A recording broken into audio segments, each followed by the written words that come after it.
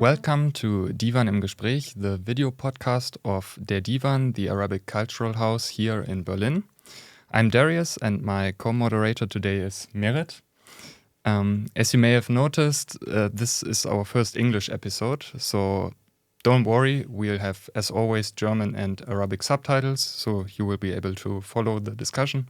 You just need to turn on the subtitles in the YouTube settings. So today I'm happy to welcome Professor Iyad Rahwan to the podcast. Professor Rahwan is director of the Max Planck Institute for Human Development in Berlin, where he founded and directs the Center for Humans and Machines. He is also an honorary professor of electrical engineering and computer science at the Technical University of Berlin. Prior to moving to Berlin, he was an associate professor of media arts and sciences at the Massachusetts Institute of Technology, MIT. Born in Aleppo, Syria, Rahwan holds a PhD from the University of Melbourne and is also an interdisciplinary artist who uses AI as part of his artistic work. In that regard, he hosted his 3-month exhibition Portraits of the Artificial here at the Divan last year, together with the curator Nadim Saman. Iyad, welcome to the podcast. Thank you for having me. Maybe could you briefly share a few words about your personal background, especially like being born in Aleppo and then moving to Australia, the US, and then to Germany? Sure, yeah. So I was born in Aleppo in a very turbulent time. This was 1978. Which was quite a difficult time in Syria. When I was 4, my parents are civil engineers, both of them, and my dad got a job in Abu Dhabi, and basically the family moved with him, myself and mom and 2 smaller brothers, and grew up mostly in Abu Dhabi. So I went to schools there, and with the exception of 1 year in grade 10, where I spent it in Aleppo as well. And it gave me a very good perspective about life there. Subsequently, my family went back to Syria. I studied my computer science degree at UAE University in Al Ain, and then moved to Australia to immigrate as well as to complete my PhD in Melbourne. So I picked up a degree and a wife, and then went to back to the Middle East. So this was around 2004, where basically the Gulf states were beginning this new, how should I call it, kind of renaissance or kind of renewal of interest in science and academia, and they were starting lots of different universities. So I joined one of those universities in Dubai, called the British University in Dubai, and I worked there for 5 years. And most of these universities, or a lot of them, had connections with Western institutions. So in this case, it had a connection with the University of Edinburgh, which was always like a way to ensure quality, but also gives kind of assurances, especially to people like me, that this institution has like good backing and it has good ambitions. Subsequently, I moved to another institution called Masdar Institute, which is located in Abu Dhabi, in this zero carbon city, in which you cannot drive. So you had to you drive outside, you park your car outside, and then you drive, or you go to the office using these self-driving pods, kind of primitive self-driving cars.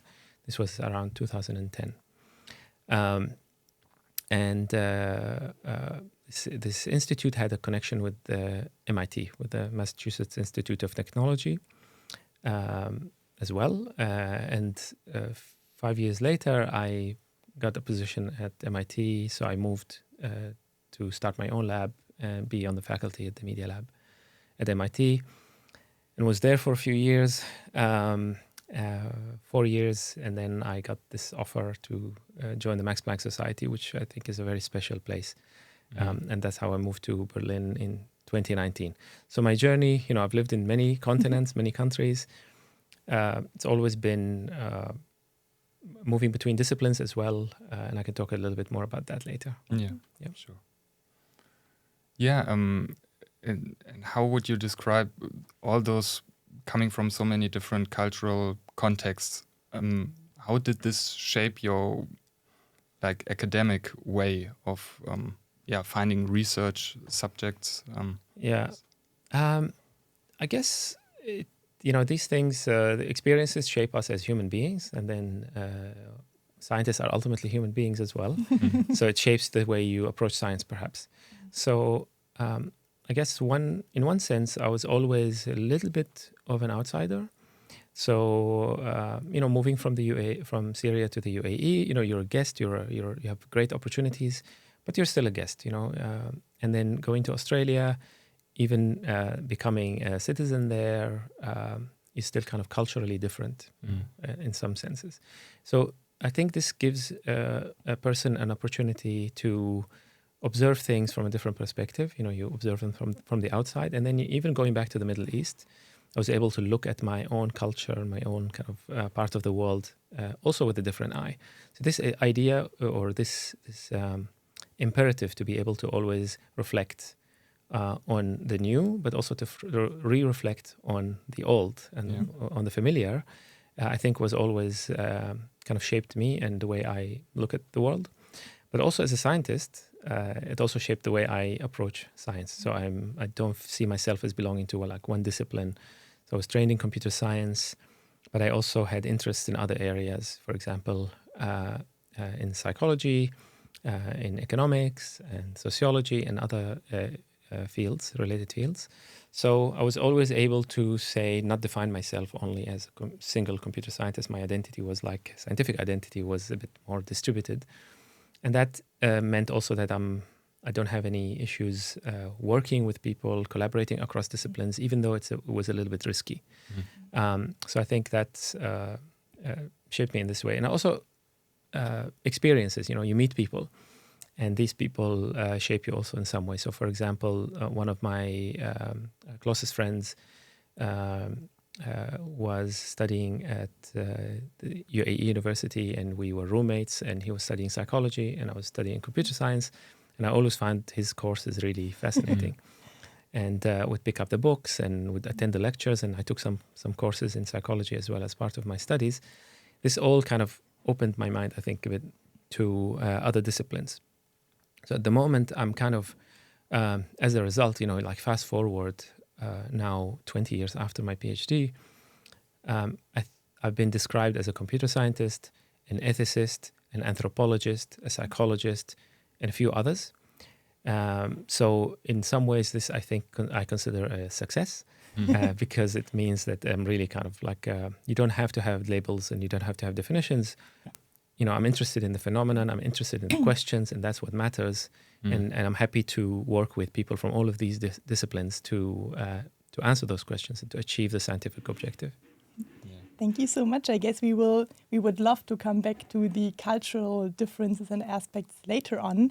You just, very nicely said that scientists are human beings as well. Scientists are not necessarily artists, but this is something that holds true for you. So could you maybe, just for the beginning now, also tell us a bit more about your artistic work and what inspires your science, or like how your science inspires your artist work? Yeah, I guess the whole thing started very early.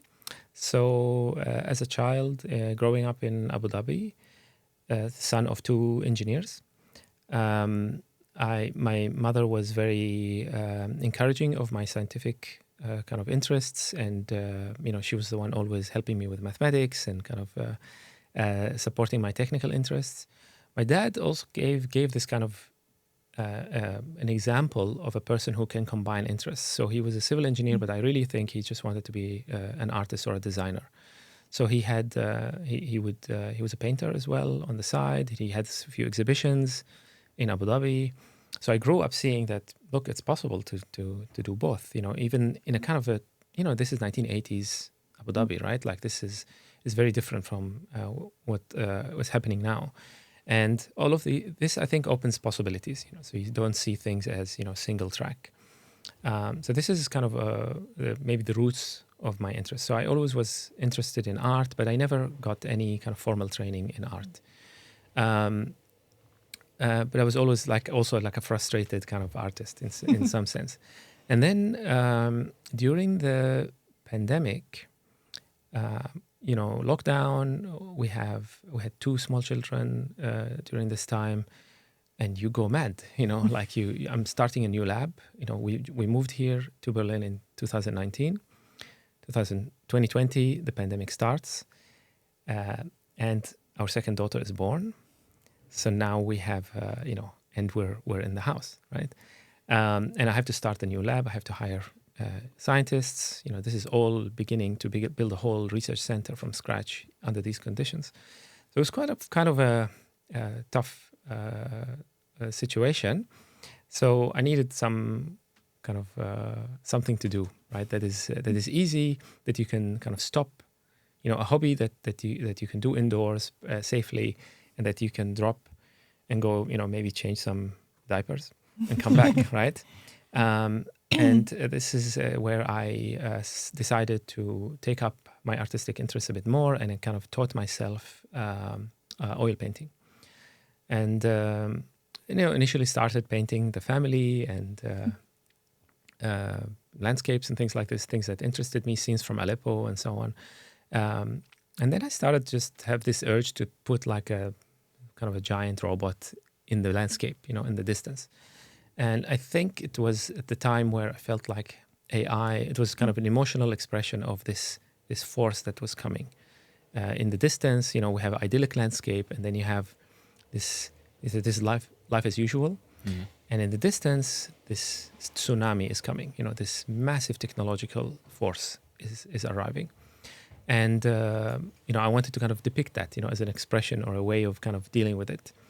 So, and this slowly grew into, kind of more and more paintings. And then a good friend of mine, Sultan Al-Qasimi, was visiting the city, Berlin, and he saw them and he encouraged me. He said, you should do more of this. This is really good. You should just make them bigger and so on. So he gave me a few tips and kind of the permission, let's say, to actually do an exhibition. Mm-hmm. So I really went for it. And I created a body of work. And during this time, ChatGPT came out, and I was able to actually start painting the machine based on what it wants to look like, right? Or how it sees itself and how it sees its relationship to people. So, and that grew into this exhibition. So, to kind of comment on the relationship between science and art, I feel like as a scientist, you have to be really careful. You have to back everything with evidence. So you're not supposed to speculate too much, because you have the data and you have to stay within what the data tells you. So I think art gives me this channel or opportunity or permission to speculate, to be vague, to be kind of subjective rather than objective. And I feel it felt like a really nice complement to the science, because as a scientist, we're doing experiments, but I have emotional maybe reactions to those experiments. You find interesting things, but these emotions can't make it to the scientific article, right? They should be they should have a different place. So, and I think that's where art kind of for me is a channel for expressing those feelings and those thoughts and those ideas. And at some point they start becoming symbiotic with each other, the scientific side and the artistic side. Well, what I find so interesting about your artistic side is that it also has this kind of a research question, like a scientist would work. So maybe other artists have this as well, but in your, especially this project's portraits of the artificial, maybe you can explain a little bit how you approached this whole project, which questions you were asking yourself and the machine, yep. And what the results were. Yeah, I think it's a good way of putting it, that the art is also driven by a kind of question, right? So there was a bit of an evolution to this. So initially, the question was, how do I feel about artificial intelligence as a technological force that will shape our society, maybe completely alter it? And I have, I feel a bit of maybe anxiety. I feel excitement also. I want to be part of this. I want to see it materialize in the world. I have curiosity. I want to see what it looks like. Maybe I have a kind of a sense of, that this thing is a bit of something like a child, that it needs us to thrive and not to go down the wrong path. So it needs to be aligned. It's called the alignment problem in computer science. So all of these feelings were about my reaction, right? And so the initial paintings were always trying to give a face to the algorithms that will capture this feeling that I have about it. So, maybe it sometimes comes across as intimidating, maybe it's judging. We are judged by algorithms every day. Like you post something on social media and whether it gets promoted or not is decided by a machine. And people even say, today I was blessed by the algorithm. Like when an artist's post goes viral on Instagram. Almost religious terms. Exactly. They're even using these kind of religious terms because they're using them a little bit kind of, let's say, like spirits, it's something that's out there that maybe acts in the world, but like we don't really fully understand it. So it's kind of ethereal, and so these are all feelings that people have, right? So I thought that maybe other people will also relate to these feelings, that sometimes the portrait, obviously you have to personify these things, and I chose to personify them as kind of anthropomorphic robots. Sometimes they look, curious, sometimes they look intimidating, sometimes they look friendly and kind of seductive in some way. And this was the first series.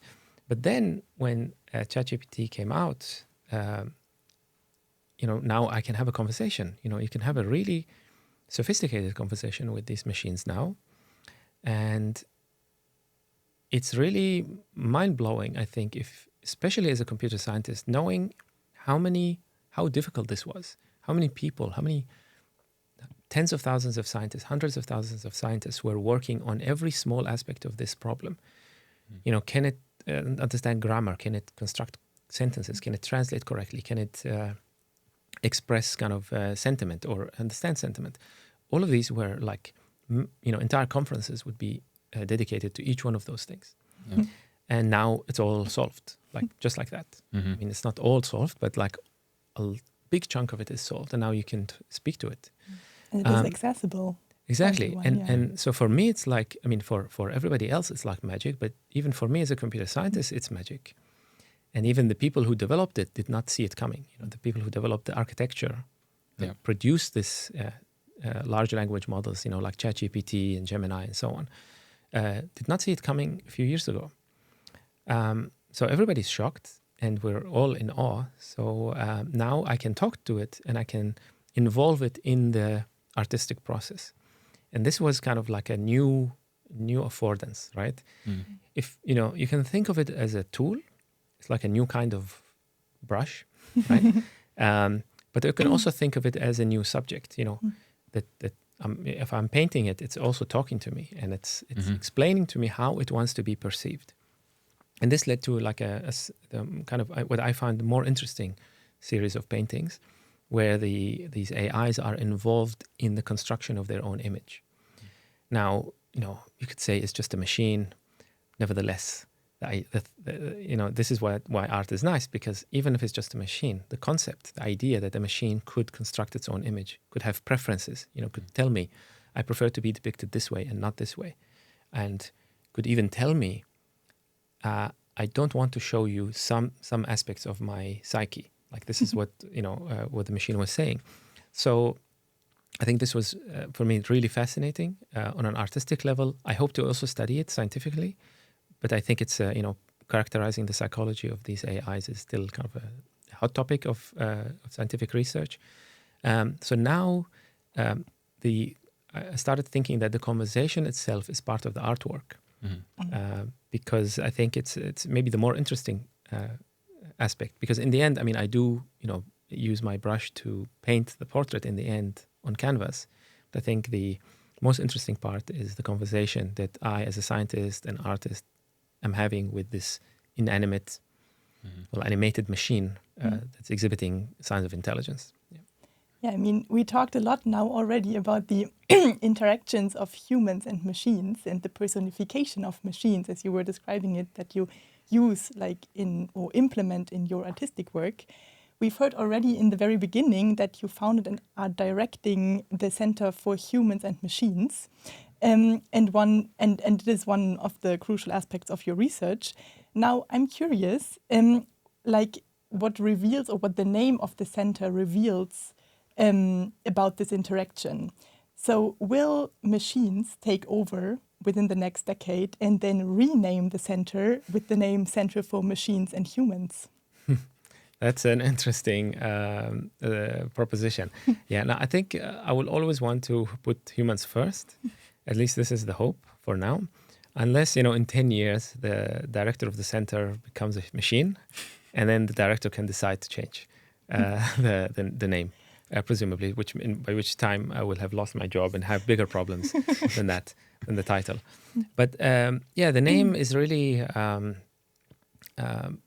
what I wanted to convey with this name is that we don't live in a human world anymore. We live in a world in which there are humans and there are intelligent machines, and they're advancing rapidly, and they're shaping everything, including the human condition. And this is why I wanted the name to capture the fact that we are intertwined. So our fate and the fate of the machine are intertwined from now on. We live in a world where machines plan our movements. They recommend our consumption, media consumption. They determine, they diagnose us. They give us a health diagnosis and suggest, treatments and so on. So they really kind of impact every aspect of our lives. And now they're getting into other areas, like we are able to delegate more and more tasks to them. We are able to have relationships with them. People are now having AI friends, sometimes even romantic partners that they fall in love with. Machines are exerting power, and influence on us. They're fighting wars and killing people. Like this is not a benign kind of phenomenon, right? So with all of this, what does it mean? How is this relationship going to be shaped? This is a question way beyond, my research center. But I think I would like to, I hope that we play a small role, a constructive role in understanding this phenomenon. And to do this, I think you need people who understand human behavior, human psychology, social behavior, social dynamics, economic dynamics, but also people who have computer science skills and who understand the technology. So my team is split 50-50 between computer scientists and behavioral scientists. And together we explore these questions in novel ways. I think later on we should definitely discuss this question of who is able to define where it's going with AI, where the regulations are, limitations, like who decides the direction of this development. I think that's a really important question. But to stay here with the question of what does AI or ChatGPT and large language models, what can they do with us humans? Like in terms of, can they inspire us? Can they kill us? So there are so many different ways in which directions it goes or it can go. Can you maybe bring a few examples? Like I had in mind this example of the computer AlphaGo, who won against the human player in the sport game Go, which was kind of a revolutionary thing because nobody imagined it would even be possible. But the most interesting thing was for me to learn that the Go players really learned from that loss. They got better and got inspired until this day to play even more creative. So that I think that's a great example to see things happening which we didn't imagine before. Yeah. Do you have what's your take on this? Is AI like going this way, or is it the darker sides are gonna be more prominent? Yeah. No, absolutely. So when I say AI is really altering the human condition in a way, I'm not exaggerating. I think it's really altering how we conduct everything. Now, you could say, well, it's only accelerating things, or it's only making things more efficient. But I think it's more than that. It's qualitatively changing some things.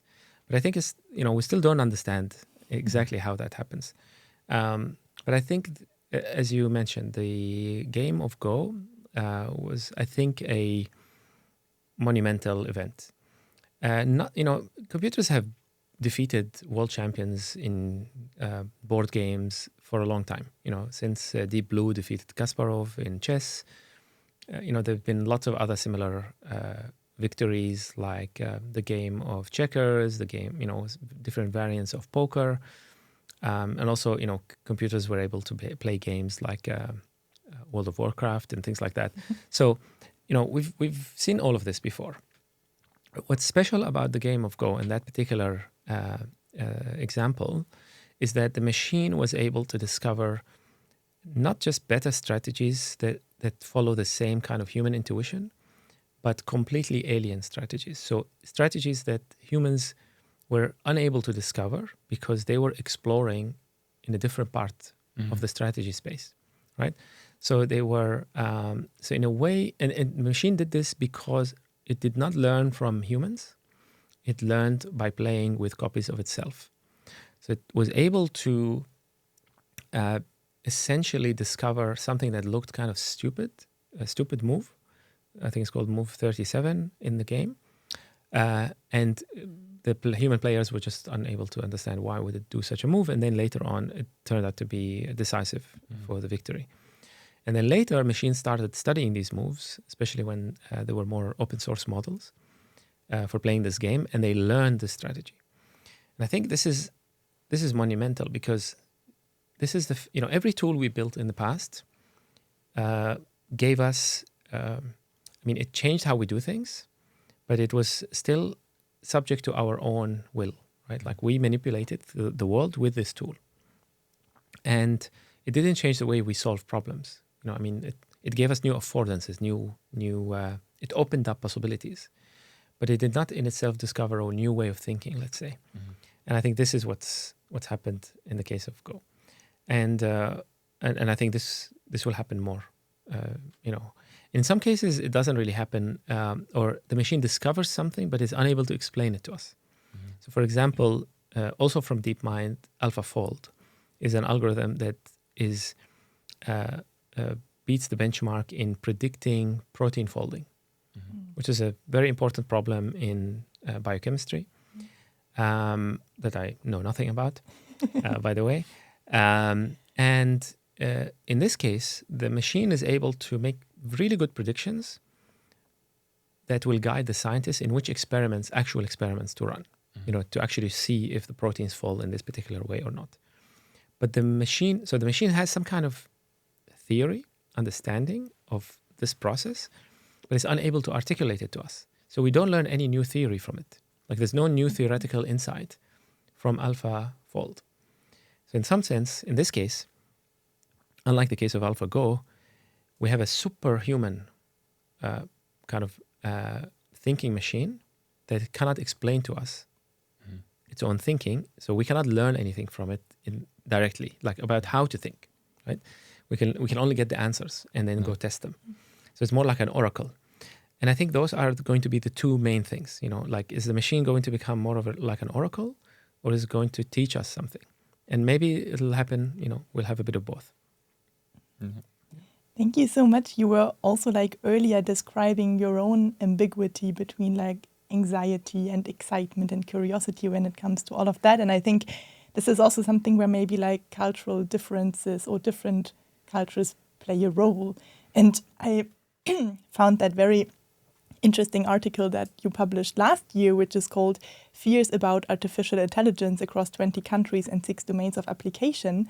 And I would be very interested to hear a bit more about your findings in this regard. Sure, yeah. So I was, again, maybe because I lived in different cultures and I was able to see that what's obvious and kind of self-evident in one culture is not in another culture.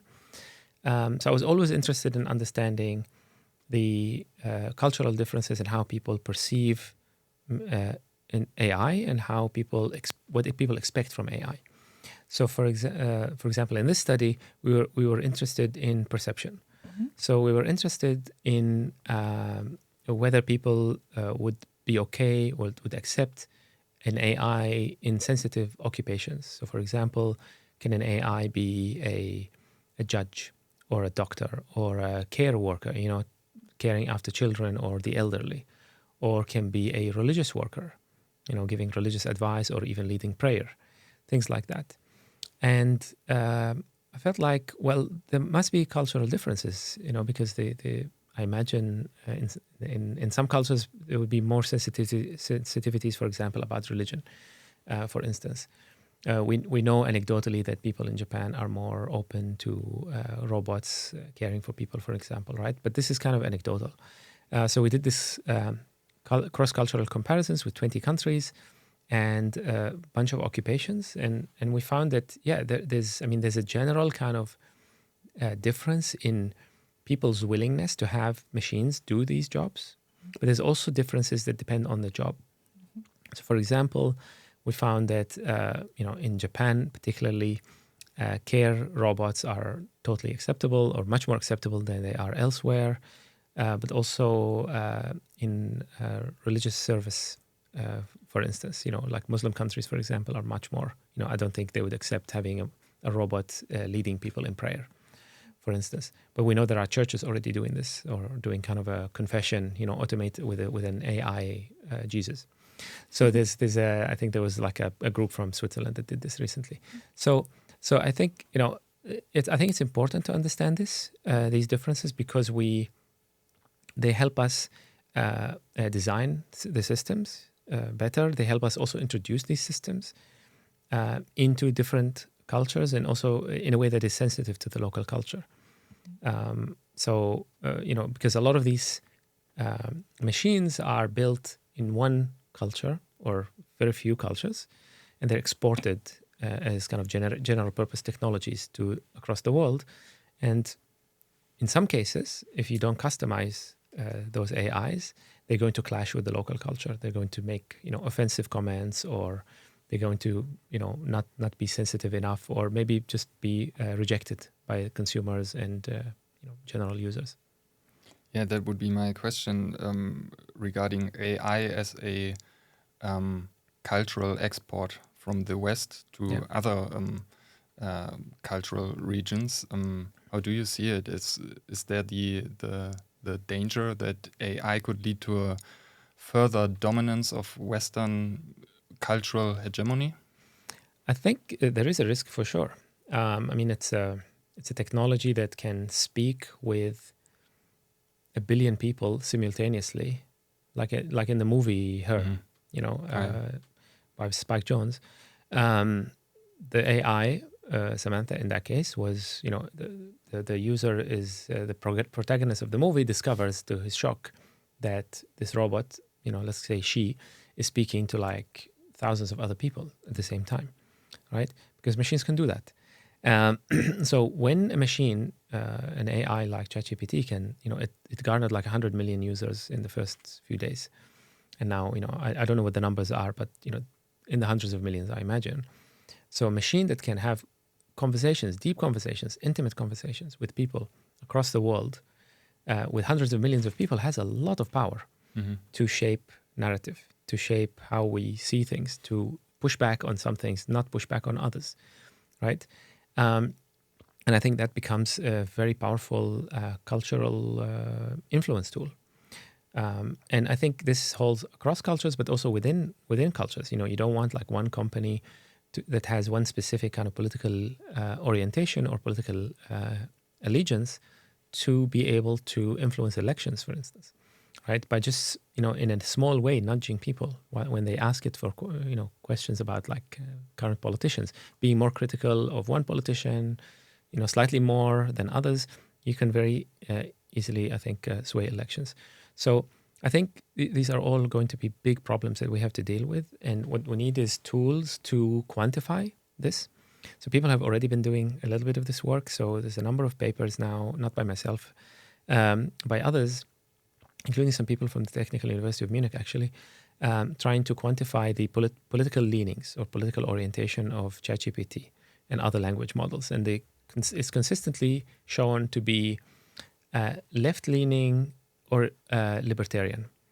Very curious, or maybe not so surprising, right? Because that's kind of Silicon Valley culture, right? It's left-leaning libertarian. So it's not conservative, it's not religious, it's not kind of centrist or whatever. And it's good that we can quantify these things, because now the next step is to say, well,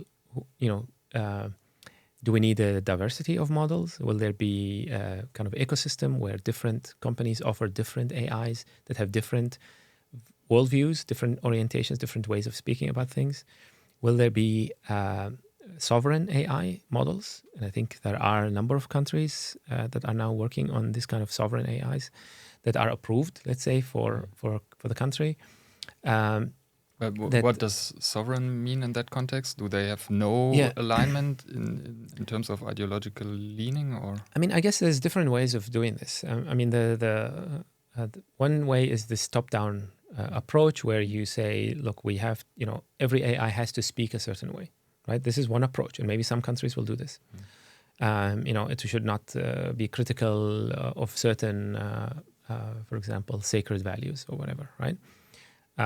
Another world, I can imagine another world or another country in which there are a kind of an ecosystem of models that have all kinds of, political diversity, including, bots that love conspiracy theories and bots that love to debunk conspiracy theories, and so on and so forth. And people just kind of, the market selects, people select into the bots that they like, and they use them and they talk to them and so on.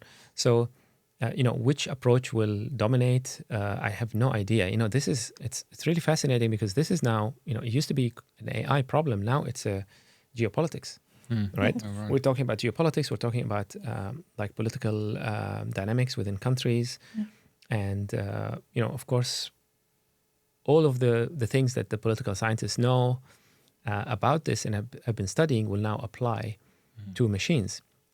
So it's not, a computer scientist is not qualified really to study this question. Like it's you need a collaboration with political scientists, with people who really have been thinking about these problems for a long time, and then they need to collaborate with the computer scientists. And then I think you start to maybe understand. This is what, like a few years ago, we published a conceptual paper with a bunch of political scientists and anthropologists and economists, titled Machine Behavior, where we're trying to invite all of these behavioral scientists from all fields to help us understand machines, and their behavior in the world. For example, the geopolitics and the social dynamics and the social influence and so on. I would actually very much like to take some more time to talk about this. As you were saying, so the machines are it is very easy to shape narratives, and narratives can be very powerful, right? When it comes to the relations between countries, but also within the country itself. So let's say, as you were saying, so there's a sovereign AI, for example, for a country, and it is more top-down controlled. It would give massive power to a government or a regime in place to take control about the people's thinking. If the AI is being the first tool to be asked for whatever question, for advice, for basically anything, it is very easy, or maybe the easiest it ever was, to control a whole population. I'm not entirely sure on whether we need then a global applied set of rules, or how would we actually deal with these kind of problems without interfering in other sovereign countries, right? And I mean, it's now I'm not a political scientist or a political theorist, right? I mean, I know enough to be able to say something, but I think this is far from being the last word on this. I think all of the questions that we already struggle with, questions about the limits of freedom of speech, will apply to machines. Will machines have freedom of speech? Can they say anything, or will they be banned? Will they be cancelled, or will the companies that build them be punished in some way, fined if a machine says something racist or a machine says something blasphemous or whatever, right? I think we're going to struggle with these questions. I doubt we will reach a kind of a global consensus on this. Maybe on some things, like machines should not, generate things that are harmful to children, for example, right? I think you can probably get universal consensus on this. But in terms of like political views, political opinions, religious opinions, I mean, I imagine the more likely scenario is we will live in a world with a diversity, where some countries are going to be more monolithic cultures, monolithic AIs that, the use of any other AI will be banned. Other countries will have a, more open market for these things, maybe with some rules for kind of like extreme cases or problematic cases. And, the world will continue, right? As it does now already, right? Like it's just that the machines are now talking rather than just humans. So I think this is a more likely, I don't see kind of a solution. But the question now becomes maybe if the machines have abilities to influence that are kind of too powerful. So you could say, I imagine, for example, the people hold like big media corporations accountable to a greater extent than they do individuals, right? So if somebody says something in an alley that's offensive, okay, that's a problem, but like it's not the end of the world. But if the same person said this same thing on a very big media channel with 100 million followers, then people will have a bigger problem. So which rules do we apply to the machines? And are they, if they're having individual conversations that are different with every person, that's fine. But if they're having the same conversation, or they're switching, or they're kind of influencing the conversation in specific ways across all conversations, right, with millions of people, then that's not so different from having broadcast, right, capabilities. And then maybe we have a problem. But then how do you even quantify this problem? How do you find out that the machine is speaking differently or is trying to achieve something, like trying to get one candidate to win, for example, right, because of the company that builds the machine likes one particular candidate? How do you even establish this? That's a scientific question, right? I mean, we've just started, now with one of my postdocs and Hiromu Yakura and others, we're starting to this is work that's currently in review, so still not published, but there's a preprint out there, and we're just trying to identify if humans are using certain words more because of ChatGPT. So, and this is not controversial, so it's not political, it's not nothing like that. We're just asking, are people using the word delve more? I don't know if you noticed, but I haven't used the word delve. I probably trying to avoid it. Since ChatGPT. Exactly. So ChatGPT uses this word more than average. Like it uses it much more. And there are a few other words like meticulous and things like this. It's just its own way of speaking. And we don't know where it came from, like whether it's from the data or, from fine tuning, from the preferences that were given to it. But it just speaks in a specific way. And what we were able to find is that people are now not only using Delve in their scientific writing more, which is maybe because they copy-pasted from ChatGPT, but they're speaking this word more often, right? And we believe we found causal evidence of this, so that it really started after the introduction of ChatGPT, and you can attribute it to ChatGPT. So this is a difficult question, just to even establish if a word is becoming more common, right? So, of course, this opens the door, I think, to other questions like, are we talking about specific geopolitical conflict a certain way? Are we speaking about a certain ethnic minority in a certain way because of a large language model, because of the way it speaks about them? That is a very hard question to answer. But I think it's a scientific question and may require those platforms to also be open to audit. So not just, it doesn't just need for us to develop the technology, the techniques to study these questions, but also the cooperation.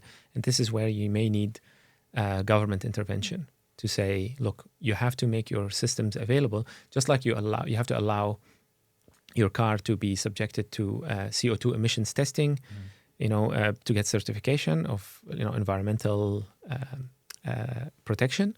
You have to also maybe certify your bot for political neutrality or something like this. Yeah, I think you once mentioned that those words like DELF and so on, they are coming from especially countries like Nigeria and Kenya, where the most of the people live who train the large language models, and they are cheap workforce, and that's one of the reasons behind it. That could be one of the reasons. I mean, I must say that it's a hypothesis. It's not proven. I mean, it does seem that those companies like OpenAI specifically hires more people from Kenya and Nigeria to fine-tune their models, and it seems to be the case that they use these words more often. But again, we can't rule out other explanations yet. So we have to be careful. This is the scientific, careful scientist side of me. But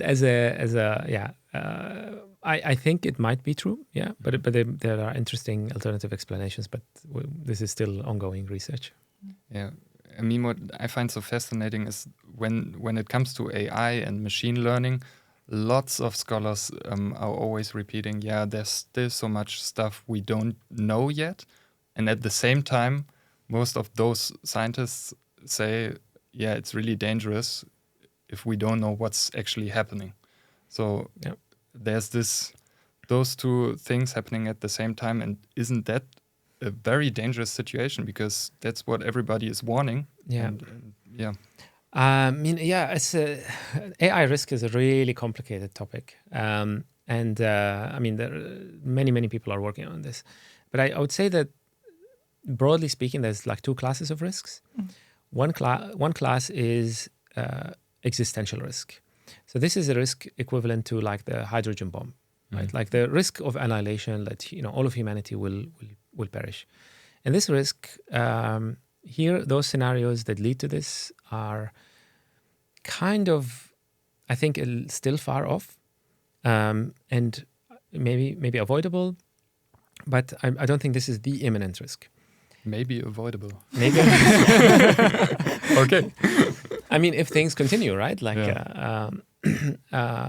But things may slow down. But if things continue, we live in a very different world. But I think the more immediate risks, they are substantial, but I think they are manageable. So risk of, let's say geopolitical risks because of, influence on public opinion because of these language models. Or influence on the dynamics of warfare. Now because you can send robots rather than humans to fight wars. How does this change the calculations? Of war when the price is no longer public opinion and human lives, but just material. How does this change? This is people who study war. They really think about this, and so all of these things will change. It's a disruptor, it's in a similar way to any kind of technological disruptor. But I think we'll have mechanisms. We have institutional mechanisms. We're going to regulate them the way we regulate other things. We regulate toxins. We regulate nuclear energy. We regulate, for example, bioweapons, right? Or biological kind of agents to prevent the creation of bioweapons and things like this. So we have very, very destructive technologies that we manage to control. And through all kinds of bilateral agreements, international agreements, regulatory insights and regulatory mechanisms. So I think a lot of AI is in this category. So a lot of making sure that the AI doctor is not going to kill you. We have ways of certifying doctors, and we have we need to just get port and adapt some of these things to the machines. So I'm optimistic about all of this. I think it will be a bumpy ride, but I think overall, humanity will benefit. We will have better medicine, we will have better education, we'll have better mental health support. Because now everybody can have access to a therapist. All kinds of things that I think are very promising. Of course, there are challenges generation of deep fakes and media manipulation and warfare. And, we have to worry about those as well. But I think, again, they're not qualitatively different from what we have been dealing with. Existential risk is another category. This is a risk that may, is more a risk when, machines become self-conscious, but we're far from this, I think, and at least we don't understand yet how it might happen. But there's a kind of a risk in between, perhaps, and this risk has to do with massive imbalance of power. Mm-hmm. So, it's kind of already exists. We already have nuclear countries and non-nuclear countries, and fortunately, nuclear powers don't just go and invade everywhere. Like they do have sovereign states that are weaker and can, in theory, be taken over, but they don't. So, in a similar way, maybe this is what would happen. There's also a kind of a risk of like AI just increasing inequality by making some people who have access to AI much more prosperous, much more, So it's really a question about distribution of the benefits of of AI and making it available as a technology to everyone. Just like we've done with the internet, like we've done with vaccinations, we've done with all kinds of technologies that we've invented. I was actually just thinking about what you mentioned right now. I think it is it is really like the question of who's benefiting in the end and how are we able to distribute the benefits across countries, across economic classes, across. I think it is even like a difference, for example, just like on average spoken about like how are women benefiting or are they even more marginalized right now? Yeah. Seeing that like IT is mostly like still referred to like men know better how to deal with these kind of things and how to use it for themselves. So I think there is still like a lot of potential, but there is also like a lot of challenges to like it. I think that what maybe like shifted in the last couple of months even is that there is a huge awareness suddenly from like within the society that we need to start a conversation about this. I guess most probably for you as a scientist working on these topics for many years, it is different. But I guess that like in the public discourse, it is also like observable that probably not enough yet, but still like the conversation started. But I think it is really a question on how to avoid the power imbalance or like the... Yeah, I think that's a very important question and challenge. In some ways there are, things can go in either direction, just think of the internet, right? Like the internet could have been, it started as a military project. It could have stayed there, right? But it was shared, it was open, it became like an open protocol, everybody could participate. And now we live in a world where the internet is transforming, many parts of the third world by enabling new kinds of, commerce and applications and kind of independence. I think the same with AI. It can go one way or another. It can be like, the most powerful countries with the biggest computers can have enormous power because they're much more optimized. Their economy is optimized and their armies are optimized and so on. Or it could become, a tool in the hands of everyone. And I think, there's massive development in open source models, or at least open weights models. So models that can, you can download on your own machine and run it. And they are quite powerful, and you can even run them on like consumer devices, and they're pretty good. They're not going to be the most powerful, but I think it seems that things are, at least so far, moving in the direction of like more openness. And I think this is in large part thanks to the computer science culture of sharing. And, it's really the culture rewards openness in many ways. And people have been leaving companies that don't have sufficiently open kind of practices. So I think in that sense, I'm optimistic, but, it's by no means guaranteed. And this will hopefully, reduce this kind of digital divide, which, does exist in other areas, but I think is shrinking. And hopefully there will not be an AI digital divide. Thank you. My last question, at least for today, is about a beautiful, but at the same time kind of sad example you said when you developed, I think in 2017, deep empathy, like a model to kind of increase empathy. Can you talk a little bit and explain how it works? Yeah, so this this was kind of a combination. It was an artistic, technical, and humanitarian kind of project. So at the time, we collaborated with UNICEF, and we for a campaign to fundraise for children and specifically focusing on Syria. So the idea was to use these, at the time, emerging algorithms for style transfer. So this idea, you may remember, like there were these algorithms that you'll upload your photo and then it will make you look like a Van Gogh painting or a Monet or something like that. And you could use the same technology to transform Berlin, for example, into Aleppo. In a sense, you use the destruction, you have a photo of destruction of a city like Aleppo or Homs, and then you transform New York and Berlin to look destroyed as if it was destroyed by the Syrian civil war. And the idea is this would hopefully lead to people to empathize with the plight of the victims of war and people who have been displaced and so on.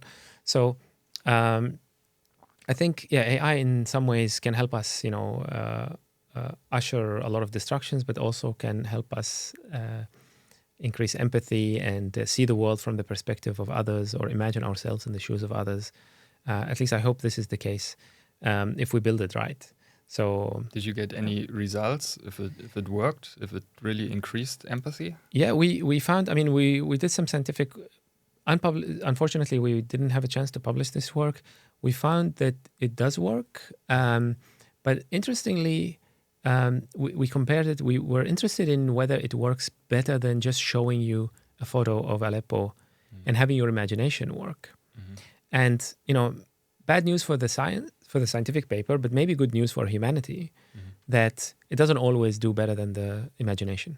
So imagination is quite powerful, human imagination. And I think, maybe sometimes imagination goes further than what the machines can show us. And I think maybe that's a good sign that machines still have a limitation, like they still, our minds are still able to create worlds and create empathy that surpasses what machines can offer. I feel that this was a very powerful last comment, actually. Definitely. We thank you so much for this wonderful conversation. I hope the conversation continues with you also, like within society, between societies. And machines. And machines. Let's be inclusive. Yeah. Thank you so much for having me. Thank you.